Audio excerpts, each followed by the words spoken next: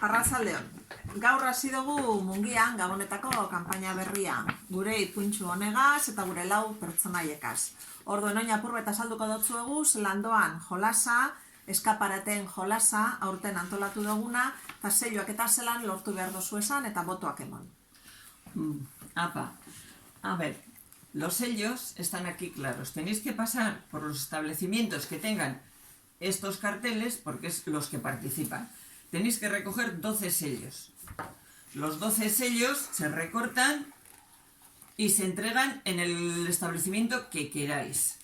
Y luego aparte, aquí también es donde votáis a un escaparate. Venga, todavía muchas más cosas. Mira, aquí tenemos, por ejemplo, un mapa de los establecimientos. Hay comercios, hay hostelería y servicios en los que podéis conseguir vuestros sellos. ¿Qué pasa? Que como novedad tenemos un sello que vale doble. Va a estar en diferentes, ¿qué es este?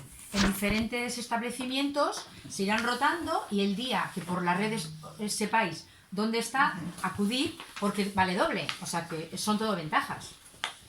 Bueno, efectivamente, ese día lo sabréis por las redes sociales cuál tenemos el sello.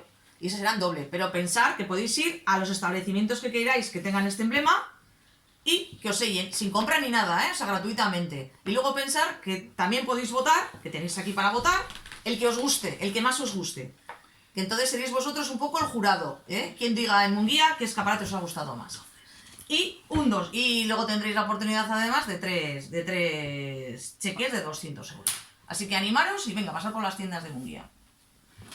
Y una cosa muy importante, no es necesario comprar, os recordamos. Simplemente con visitar los establecimientos que están en la campaña, os ponen el sello. Y el día ese, importante, doble sello. Luego, se pueden entregar estos huecos se rellenan y los papeles estos se recortan y se pueden entregar en los mismos establecimientos, en la Asociación de Comerciantes y Hosteleros o en Bearritza, Parkatu, en cualquiera de los 3 sitios. 12 sellos, mínimo 12. Y luego los libros que queráis. Venga, animaros. Pon cara al comercio de los establecimientos de tu pueblo. Rellena muchos para que así Más participas, oportunidades. más oportunidades. Es que ricasco. Este año Gabonas novedosas en Munguía. Agur. Animaos todos y venid.